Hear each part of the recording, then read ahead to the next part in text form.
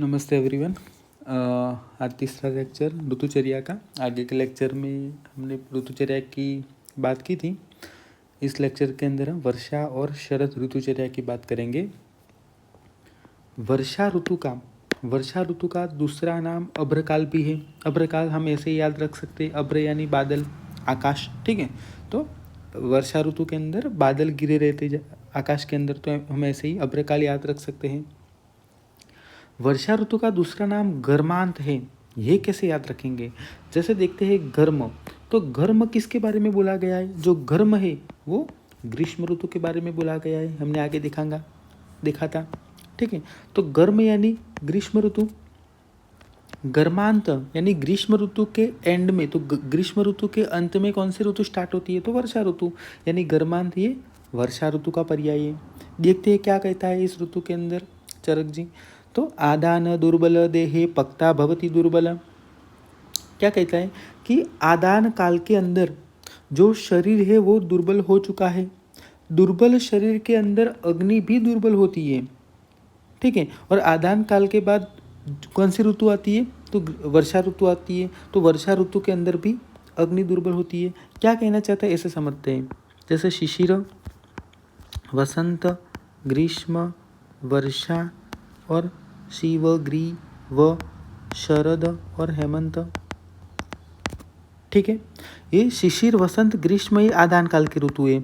आदान काल की ऋतु के अंदर सूर्य की प्रभुता होती है, जिससे शरीर ऑलरेडी दुर्बल हो चुका होता है, क्योंकि सूर्य क्या करता है? शरीर के स्नेह को शोष लेता है। इसके कारण क्या होता है? वर्षा ऋतु के अंदर ऑलरेडी आदान काल के अंदर शरीर दुर्बल हो चुका होता है। दुर्बल शरीर के अंदर अग्नि भी दुर्बल होती है। आदान काल के एंड होने में कौन सी ऋतु स्टार्ट होती है? वर्षा ऋतु स्टार्ट होती है। यानी वर्षा ऋतु के अंदर भी हमें दुर्बल शरीर और दुर्बल अग्नि मिलेंगी, ऐसा बोला है। यही कोटेशन आएगा कि आदान दुर्बल देहे पक्ता भवति दुर्बल। एक इस ऋतुचर्या के बारे में बोला गया है। तो यह आदान से हमें शिशिर, वसंत और ग्रीष्म टिक करके नहीं याद जाना है। ये वर्षा ऋतु के बारे में बोला गया है, ये इंपॉर्टेंट है। यही कोटेशन रखेंगे, आदान दुर्बल देहे पक्ता भवति दुर्बल। किस ऋतुचर्या के बारे में बोला गया है? तो ये वर्षा ऋतु के बारे में बोला गया है, ये खास रखिएगा। ओके, तो शरीर दुर्बल होता है, तो दुर्बल शरीर में क्या होती है? अग्नि भी दुर्बल होती है। और अग्नि दुर्बल होने से क्या होगा? जो पवन आदय जो तीनों दोषों, वात आदि तीनों दोषों प्रकोपित हो गए। भाई तीनों दोषों प्रकोपित हो गए तो हमें कौन सी चिकित्सा करनी चाहिए? हमें साधारण चिकित्सा करनी है। साधारण चिकित्सा मतलब हमें त्रिदोष शमन चिकित्सा करनी है। 3 क्वेश्चन पूछेंगे। साधारण चिकित्सा कहाँ वर्णित की गई है? त्रिदोष शमन चिकित्सा कहाँ करनी है? किस ऋतु के अंदर त्रिदोष प्रकोप हमें मिलता है? तो वर्षा ऋतु के अंदर हमें त्रिदोष प्रकोप मिलता है, याद रखिएगा। इसलिए तो हम वर्षा ऋतु के अंदर जो मानसून की सीजन आती है तो हम खाने पीने में बहुत ध्यान रखते हैं, क्योंकि इसमें त्रिदोष प्रकोप होता है। इवन इस सीजन के अंदर लोग बीमार भी ज़्यादा पड़ते हैं। ठीक है, तो इस सीजन के अंदर खाने पीने की बहुत हम ध्यान रखते हैं। याद रखिएगा, वर्षा ऋतु के अंदर त्रिदोष प्रकोप होता है, इसलिए इसके अंदर हमें साधारण चिकित्सा करनी है, यानी त्रिदोष शमन चिकित्सा करनी है। दूसरा हमें याद रखना है, वर्षा ऋतु के अंदर क्लेद बढ़ता है। वर्षा ऋतु के अंदर क्लेद बढ़ता है। और क्लेद अभी हम ऐसे याद रखेंगे, जैसे हम देखते हैं ना, आयुर्वेद की हमें कोई भी चीज़ें समझ नहीं है तो हम कैसे याद रखेंगे? यत पिंडे तत ब्रह्मांडे, है ना। जैसा शरीर में है वैसे ही ब्रह्मांड में है। तो ब्रह्मांड में कैसे कैसे हम समझते हैं? जैसे आपने देखा होगा कि जो गुड़ है, जो गोड़ है, वो समर में कैसा होता है? वो ठंडी की ऋतु में कैसा होता है? एकदम कड़क होता है। लेकिन अगर हम मानसून के सीज़न में देखें तो जो गुड़ है, जो गोड़ है, वो पिघल जाता है, वो थोड़ा सेमी सॉलिड रूप में आ जाता है ना। वो एक प्रकार का भेज है, वो एक प्रकार की आर्द्रता है। और वही क्लेद हमें शरीर के अंदर, वैसा ही क्लेद हमें शरीर के अंदर मिलता है। ठीक है, तो ऐसे ही समझना है कि मानसून के अंदर कैसे जो गुड़ है वो पिघल जाता है, वो एक प्रकार का आर्द्रता उसमें आ जाती है। वही आर्द्रता, वही क्लेद हमारे शरीर के अंदर भी होता है, ऐसे हमें समझना है। तो ये जो वर्षा ऋतु के अंदर शरीर के अंदर क्लेद बढ़ेगा, इसलिए वर्षा ऋतु के अंदर क्लेद यानी कफ का ही एक स्वरूप है। कफ, रस, क्लेद, मेद, ये सब सिमिलर गुण वाले द्रव्य है, सिमिलर गुण वाले वस्तु है। तो इसके अंदर हमें कैसे चिकित्सा करनी है? पुराण, हमें कोई भी चीज़ देनी है तो पुराण देनी है, क्योंकि पुराण के अंदर जो आर्द्रता है, जो भी पुराण द्रव्य है उसके अंदर आर्द्रता कम हो चुकी होगी। रूक्ष द्रव्य देने, लघु द्रव्य देने, तो ये सब द्रव्य हमें वर्षा ऋतु के अंदर देनी है। और यही हमारी ट्रिक है, इसी से ही हम याद रखेंगे। जैसे कि क्या क्या पथ्य हम वर्षा ऋतु के अंदर दे सकते हैं, तो पुराण यव गोधूम शालय, ठीक है भाई, पुराण जांगल मांस प्लस यूष, है ना, हमें सभी चीज़ें पुराण देनी है। पुराण शब्द आया मतलब वर्षा ऋतु, ये याद रख लीजिएगा। है ना, आगे हम जब बसंत ऋतु पढ़े थे तो बसंत ऋतु के अंदर हम देखा था ना, बसंती और गब्बर वाला जो हमने ट्रिक देखा था, तो उसमें था ना कि डाकू लोग खुश होके शाक रोटली और दारू पीने लगे। तो रोटली से में क्या था, यव गोधूम भोजन था। यह है पुराण यव गोधूम शालय, यह पुराण जांगल मांस है। जांगल मांस कहाँ बोला गया था, ओनली जांगल मांस पूछे तो ग्रीष्म ऋतु में देखा था ना हमें, जांगल मांस गसे में ग्रीष्म याद रख लेना है, पर पुराण जांगल मांस आएगा तो वर्षा ऋतु। जांगल मांस का निषेध किस ऋतु के अंदर है, तो हमने हेमंत ऋतु के अंदर देखा था। हेमंत ऋतु के अंदर अग्नि बहुत बड़ी है, तो हमें ऐसा आहार लेना है जो गुरु हो, स्निग्ध हो, है ना। तो हेमंत ऋतु के अंदर जांगल मांस का निषेध बोला गया था, क्योंकि जांगल मांस लघु है, बात को बढ़ाएगा वो। हमें हेमंत ऋतु के अंदर जांगल मांस नहीं देना है। कौन सा मांस देना है, उदक, आनुप, बिलेशय, प्रसह, वो सब मांस देने, वो सब गुरु है, ठीक है।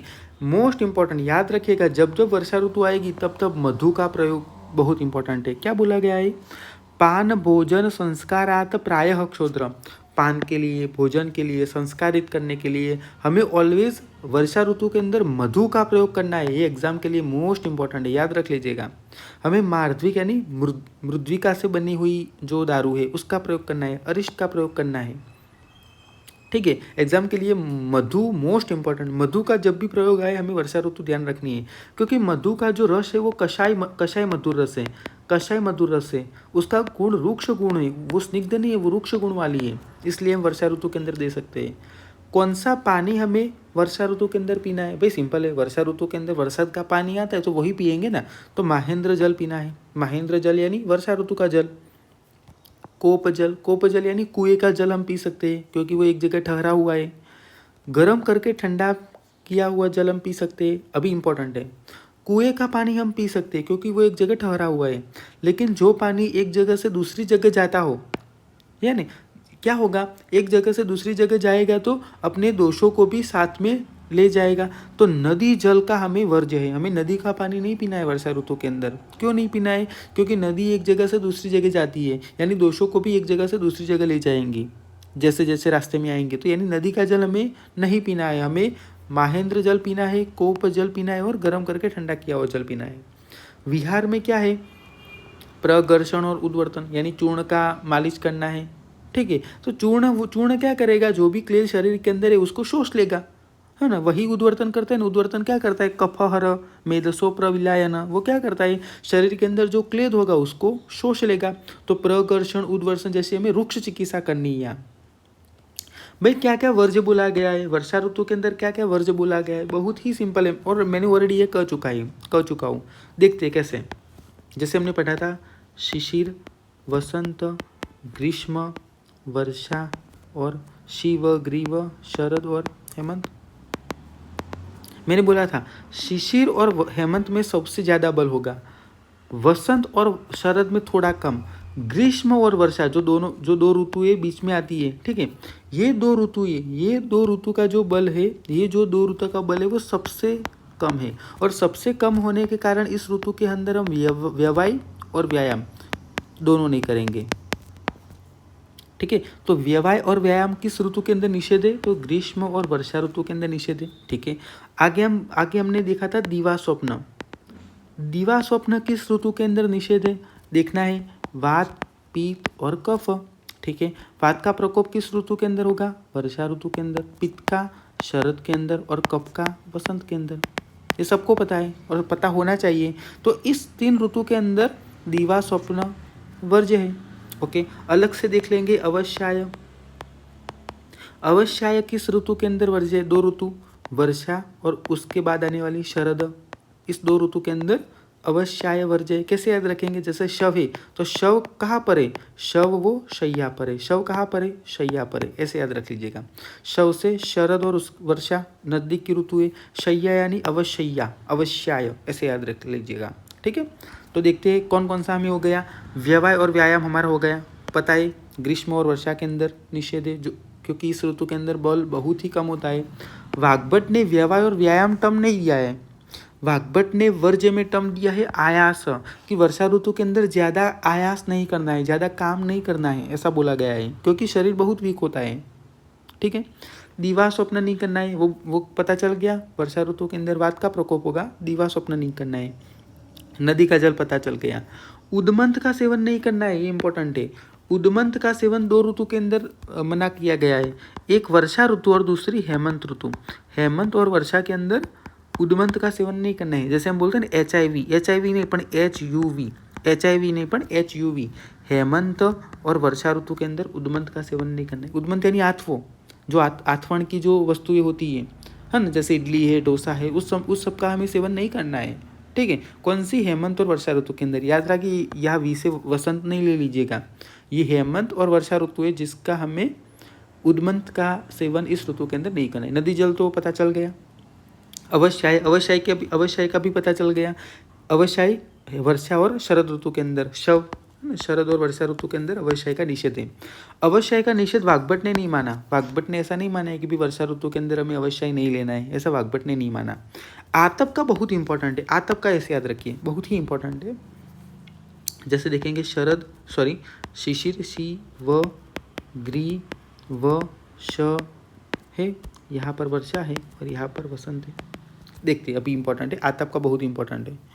अगर हम बात करेंगे चरक की और बाद में हम बात करेंगे वाग्भट की। चरक ने वर्षा और शरद में आतप सेवन की हम बात करेंगे कि आतप सेवन कहाँ पर वर्ज्य है। चरक ने वर्षा और शरद में आतप सेवन वर्ज्य बोला गया है, ये इंपॉर्टेंट है। चरक ने वर्षा और शरद में, चरक ने ग्रीष्म में आतप सेवन वर्ज्य नहीं बोला है। एक्चुअली ऐसा होना चाहिए कि ग्रीष्म में वो ताप धूप बहुत पड़ती है ना, सूर्य की किरणें बहुत तेज होती है, इसलिए ग्रीष्म में आतप सेवन वर्ज्य होना चाहिए, लेकिन चरक ने नहीं बोला। चरक ने वर्षा और शरद में ही आतप सेवन वर्ज्य बोला है। अगर हम बात करेंगे वाग्भट की, तो वाग्भट ने क्या किया है? वाग्भट ने ऐसा कहा है कि ग्रीष्म में अर्क सेवन मना बोला गया है। अर्क सेवन मतलब वही आतप सेवन, सूर्य का सेवन नहीं करना है। साथ साथ में वर्षा और शरद में भी आतप सेवन नहीं करना है। याद रखिएगा, चरक ने क्या बोला है? चरक ने सिर्फ वर्षा और शरद में आतप सेवन वर्ज्य बोला गया है, लेकिन वाग्भट ने ग्रीष्म, वर्षा और शरद तीनों ऋतु के अंदर आतप सेवन वर्ज्य बोला है। फिर से चरक ने सिर्फ 2 ऋतु यानी वर्षा और शरद 2 ही ऋतु के अंदर आतप सेवन वर्ज्य बोला गया है, लेकिन वाग्भट ने ग्रीष्म के अंदर भी, वर्षा के अंदर भी और शरद के अंदर भी आतप सेवन वर्ज्य बोला गया है। एग्जाम के लिए मोस्ट इंपॉर्टेंट, याद रख लीजिएगा। आगे देखते हैं क्या है। आगे बोला गया है डन, ये वर्ज्य अकॉर्डिंग टू चरक खत्म हो गया ना। वाग्भट ने क्या बोला है? वाग्भट ने वर्षा ऋतु के अंदर बहुत ही बढ़िया बोला है, एग्जाम के लिए मोस्ट इंपॉर्टेंट है। वाग्भट का हम ऐसे याद रखेंगे, जैसे वर्षा ऋतु है तो वर्षा ऋतु के अंदर 2 चीज़ें होती है। एक तो भाई वायु का प्रकोप होता है और दूसरा क्या होता है? अग्नि भी कम होती है ना, हमने देखा था शुरुआत के अंदर ही, आदान दुर्बलो देहे पक्ता भवति दुर्बल। तो वर्षा ऋतु के अंदर वात का प्रकोप होता है और अग्नि डिमिनिश होती है। बस यही हमें वाग्भट के अंदर याद रखना है। चरक में हमें क्या याद रखना है? चरक के अंदर हमें याद रखना है क्लेद वाली कंडीशन, और क्लेद वाली कंडीशन के अनुरूप हमने उसकी ऋतुचर्या याद की थी। वाग्भट में हमें वात प्रकोप और अग्नि कम होती है, दोनों चीज़ें याद रख लेनी है। अगर ये याद रख लिया यानी वर्षा ऋतु अकॉर्डिंग टू वाग्भट खत्म। भाई वात प्रकोप हुआ है तो हम कौन सी चिकित्सा करेंगे? आस्थापन बस्ती देंगे, जांगल मांस रस देंगे। मांस रस तो वायु को शमन करने के लिए बेस्ट है, यही एग्जाम में क्वेश्चन पूछा जाएगा। आस्थापन बस्ती की चिकित्सा किस ऋतुचर्या के अंदर है? याद रखिएगा, वर्षा ऋतुचर्या के अंदर है। अभी सिंपल है, कोई पेशेंट के अंदर वायु का प्रकोप हुआ है तो उसके शमनकारी रस कौन से है? तो कभी मधुर, अम्ल और लवण, ये तीनों रस है जो वायु को शमन करेंगे। अभी देखेंगे मधुर, अम्ल और लवण, ये वात अगर प्रकोप हुए तो हम इस रस का औषध और आहार देंगे। लेकिन इंपॉर्टेंट, मधुर रस वाला आहार नहीं देंगे। क्यों नहीं देंगे?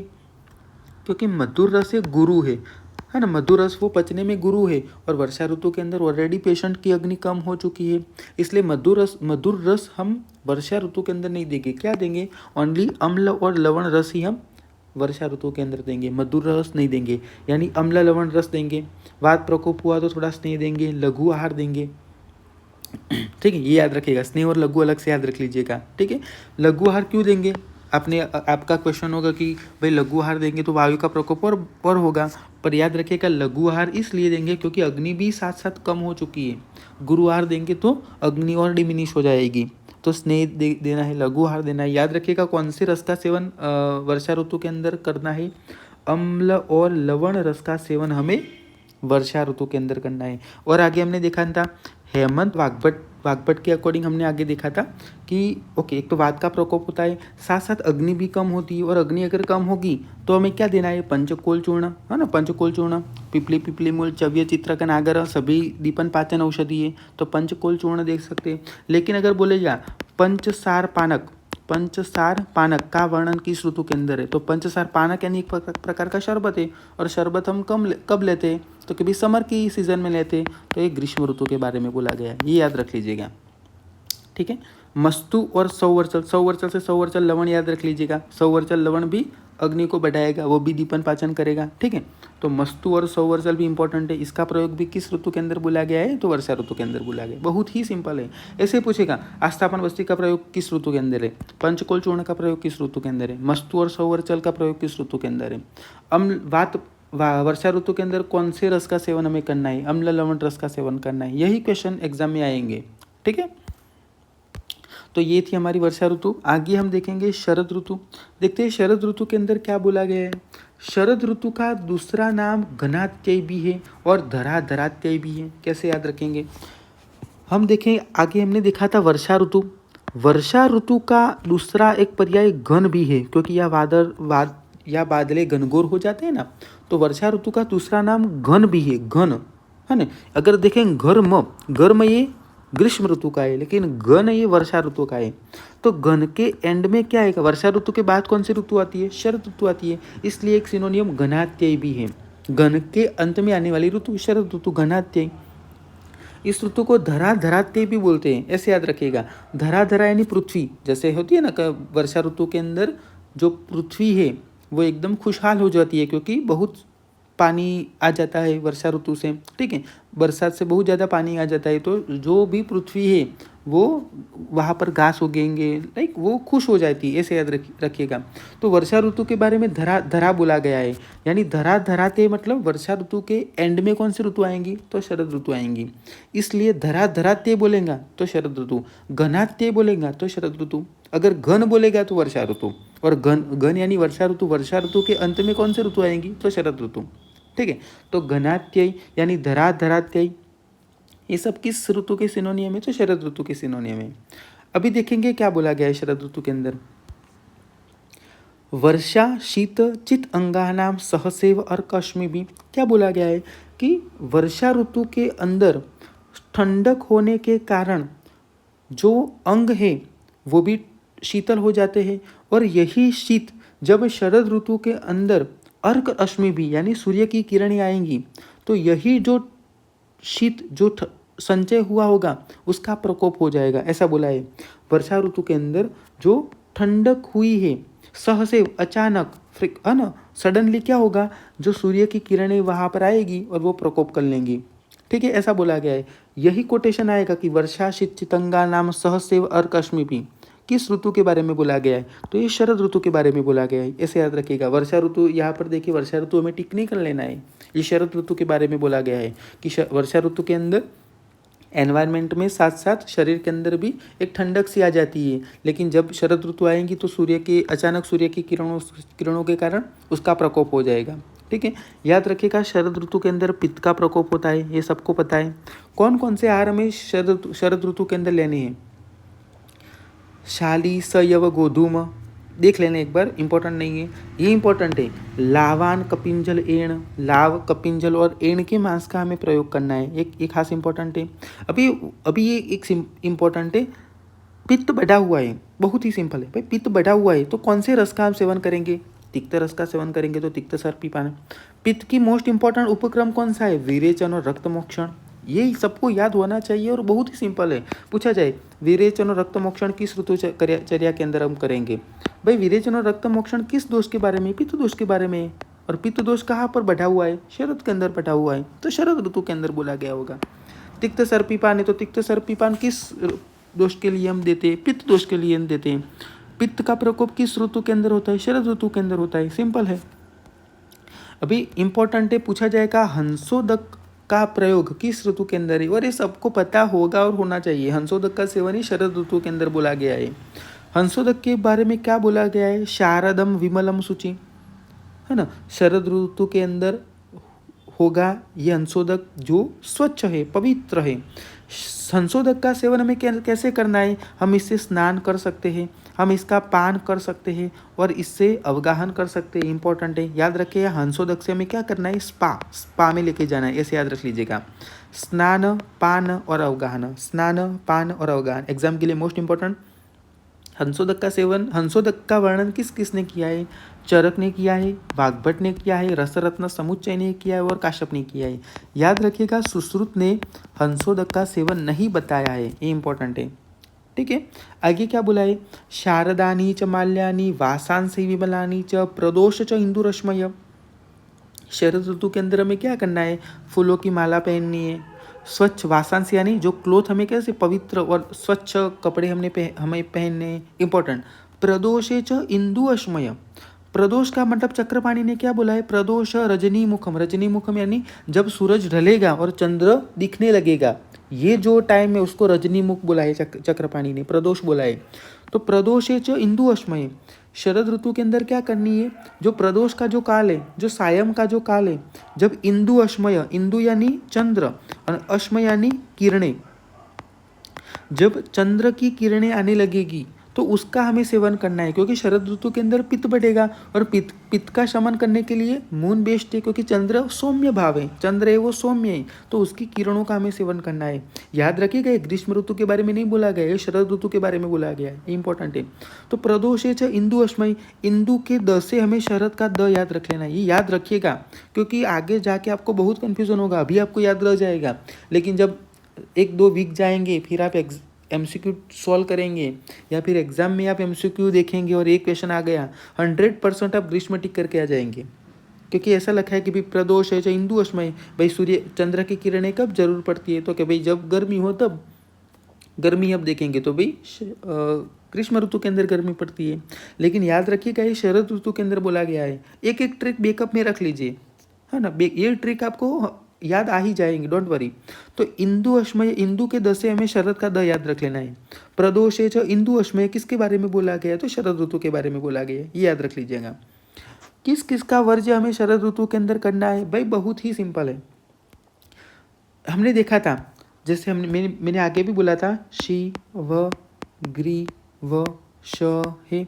जब मैंने कहा था हेमंत ऋतु, जब मैंने सबसे पहले पढ़ाया था, मैंने कहा था हेमंत ऋतु के अंदर वसा और तेल का प्रयोग न करना है, वसा और तेल का प्रयोग करना है, क्योंकि हेमंत ऋतु के अंदर अग्नि बहुत बढ़ी हुई होगी, क्योंकि बाहर की ठंडक बहुत है, इसलिए वसा और तेल का हमें प्रयोग करना है, क्योंकि अग्नि बहुत बढ़ी है। मैंने वो भी बोला था कि इसके आगे आने वाली ऋतु यानी शरद ऋतु के अंदर हमें वसा और तेल का प्रयोग नहीं करना है, ये मैंने बोला था। ठीक है, और कौन सा वर्ज्य होगा? मैंने बोला था कि वर्षा ऋतु के अंदर वात बढ़ेगा, वसंत ऋतु के अंदर कफ बढ़ेगा और शरद ऋतु के अंदर पित्त बढ़ेगा। ये तीनों ऋतु के अंदर हमें क्या सेवन नहीं करना है? तो दिवा स्वप्न का सेवन हमें नहीं करना है, ये मैंने बोला था, प्रकोपित ऋतु वाला, ये डन हो गया।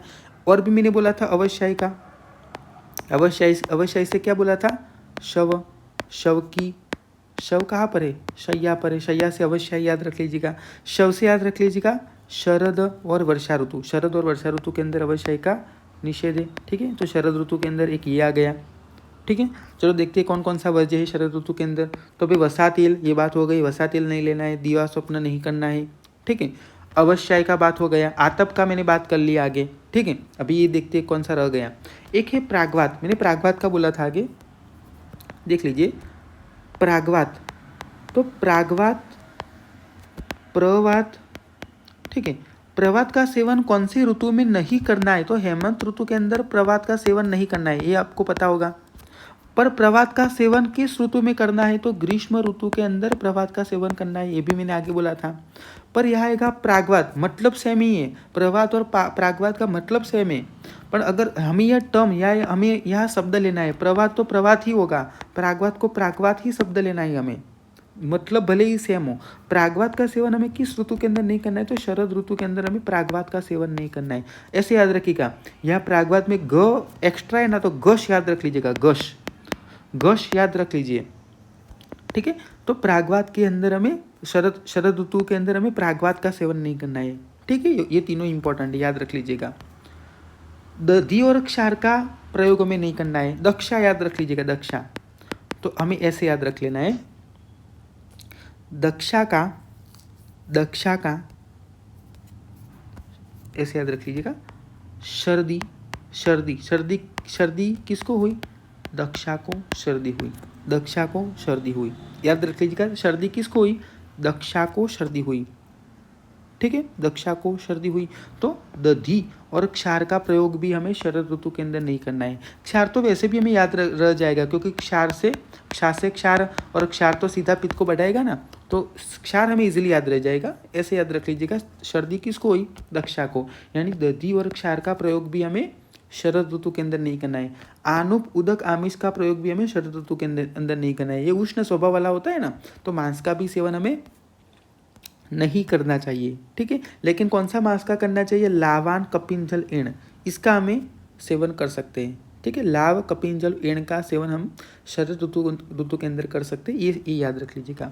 वाग्भट ने क्या बोला है, वाग्भट ने बोला है शाली, मुद्ग, सीता, धात्री, पटोल, मधु, जांगल, क्या बोला है, शाली का सेवन करना है, मुद्ग का सेवन करना है। अभी ये औषधि देखिए आप कैसी है, कैसी कैसी चीज़ें हैं, मुद्ग है, सीता है, अम्लकी है, पटोल है, ये सब तिक्त रस वाली है, ये सब शीतवीर्य वाली है, जो क्या करेगी, जो पित्त को कम करेगी। मधु का प्रयोग करना है, मांस में जांगल मांस बोला गया है, याद रख लीजिएगा। वाग्भट ने हंसोदक के बारे में क्या बोला, न अभिषंद नवा वृक्ष पानादि अमृतोपम, मोस्ट इंपॉर्टेंट, जो हंसोद, यही कोटेशन आएगा, न अभिषंद नवा वृक्ष पानादि अमृतोपम, भाई किसके बारे में बोला गया है, याद रखिएगा, ये हंसोदक के बारे में बोला गया है, मोस्ट इंपॉर्टेंट। ये अभिषंद नहीं है, ये वृक्ष भी नहीं है, और ये अमृत समान है, ये बोला गया है। कौन कौन सा वर्ज्य बोला गया है, तो वर्ज्य के बारे में हम देखेंगे। संहित्याद, हमें ज़्यादा नहीं खाना है।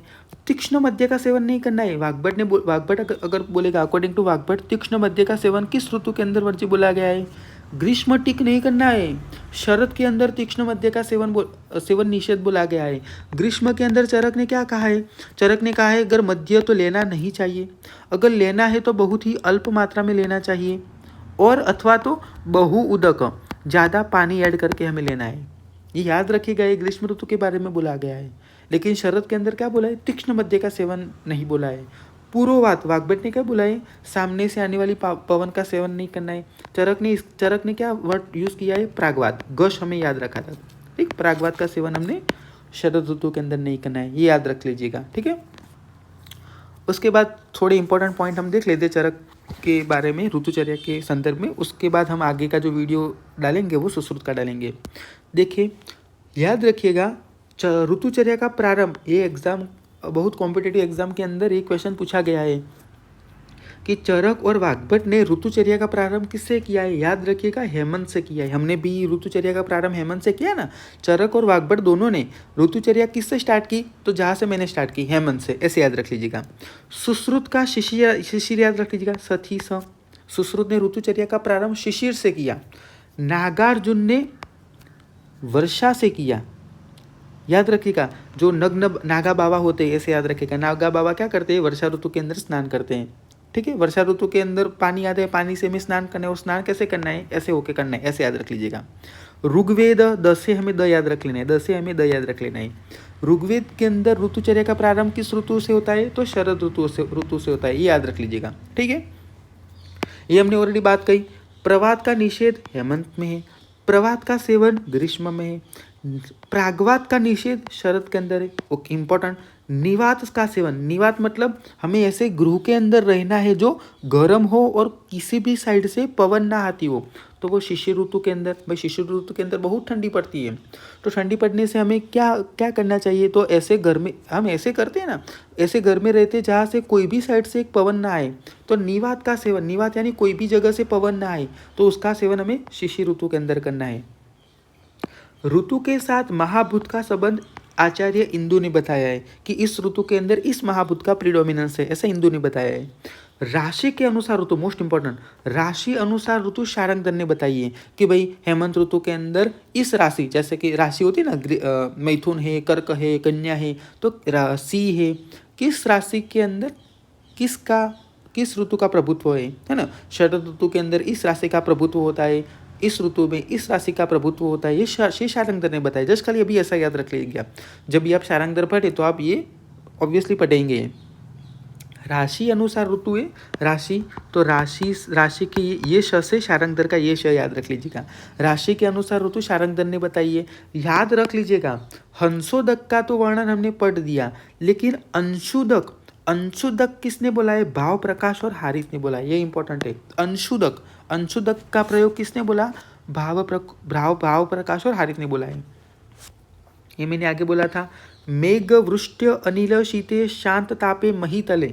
अगर ऐसा कोटेशन आएगा कि मेघ वृष्ट्य अनिल शीते शांत तापे महीतले, किसके बारे में बोला गया है? 100% लोग यहाँ वर्षा ऋतु टिक करके आएंगे, क्योंकि भाई बोला ही ऐसा गया है कि मेघ यानी बादलों में से जैसे पानी आएगा, वृष्टि होगा, तो क्या होगा? शांत तापे महीतले, जो पृथ्वी है, पृथ्वी में जो ताप है, ताप वो शांत हो जाएगा, वो शीत हो जाएगा।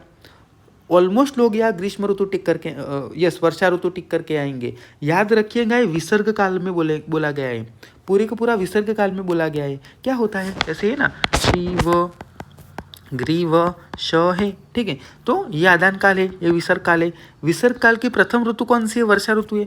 वर्षा ऋतु के कारण, एक्चुअली वर्षा ऋतु के कारण ही बरसात आती है, और इससे कारण ही सारा विसर्ग काल है वो ठंडा रहता है। पर अगर ही एक कोटेशन आएगी, मेघ वृष्ट्य अनिल शीते शांत तापे महीतले, किसके बारे में बोला गया है? वर्षा ऋतु टिक नहीं करनी है, ये सारे के सारे विसर्ग काल में बोले गए। सारे का सारा विसर्ग काल ऐसा ही रहता है कि सारे का सारा विसर्ग काल में ऋतु के अंदर शीतता रहती है, ये इंपॉर्टेंट है, ठीक है।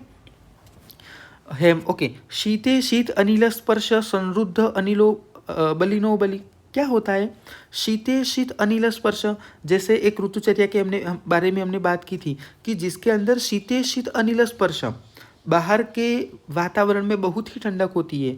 अनिल यानी वायु भी बहुत ठंडा होता है, और वो वायु जब हमें स्पर्श करता है, तो स्पर्श करने से क्या होता? स्रोत से वो रुद्ध हो जाएगा, और स्रोत से रुद्ध होने से क्या होगा? हाँ, जैसे मैंने बोला था, मॉडर्न के अंदर वेजो कंस्ट्रक्शन हो जाएगा, बाहर के अंदर ठंडक ज़्यादा होगी। तो यहाँ चरक ने भी बोला है कि बाहर ठंडक होने से स्रोत रुद्ध हो जाएगा। रुद्ध होने से क्या होगा? शरीर की जो उष्णता है वो बाहर नहीं निकलेगी, यानी कि शरीर की जो उष्णता है वो शरीर के अंदर बढ़ेगी, और शरीर की उष्णता शरीर के अंदर बढ़ेगी, यानी शरीर की अग्नि बढ़ेगी। तो बोलो भैया, किस ऋतु के बारे में बोला गया है? ठीक है, तो ये हेमंत ऋतु के बारे में बोला गया है, अग्नि यहाँ पर बढ़ेगी। प्रश्न ये आएगा, 2 क्वेश्चन आएंगे, शीते शीत अनिल स्पर्श संरुद्ध बलिनो बलि, किस ऋतु के बारे में बोला गया है? तो ये हेमंत ऋतु के बारे में बोला गया है। इसमें कौन सा न्याय बोला गया है? ये याद रख लीजिएगा, इसमें पवन कुंभकार न्याय बोला गया है। कैसे याद रखेंगे भाई? वायु है जो स्पर्श होती है ना, ठंडी वायु स्पर्श होती है अनिल से, या पवन याद रख लीजिएगा। अनिल, पवन, वायु सब सिनोनियम ही है ना, तो ये पवन कुंभकार न्याय के बारे में बोला गया है। हमने आगे दिखाएगा सौद पृष्ठ और हर्म्य पृष्ठ। सौद पृष्ठ यानी जो चूने के, जो है ना, चूना जहाँ लिंपा हुआ है, ठीक है, उस घर में हमें रहना है। तो ये ग्रीष्म ऋतु के बारे में बोला है, क्योंकि चूना ठंडा होता है, वो हमें ठंडक देना है, तो ग्रीष्म ऋतु के बारे में बोला गया है। लेकिन हर्म्य पृष्ठ आएगा तो वो वर्षा ऋतु के बारे में बोला गया होगा, ये याद रख लीजिएगा, ठीक है। हमें ऐसे याद रख लेना है, हवस याद रख लिखा, हवस, हर्म्य पृष्ठ वस यानी वर्षा ऋतु के बारे में बोला गया, ऐसे याद रख सकते हैं, ठीक है। तो ये था proper according to Charak and Vagbhata ऋतुचर्या का खत्म हो गया। आगे के लेक्चर में हम सुश्रुत की जो ऋतुचर्या है उसके बारे में हम पढ़ेंगे, ठीक है। सो इतने तक रखते हैं, अगर कोई भी क्वेश्चन हो तो पूछ सकते हैं, ठीक है। चलो मिलते हैं।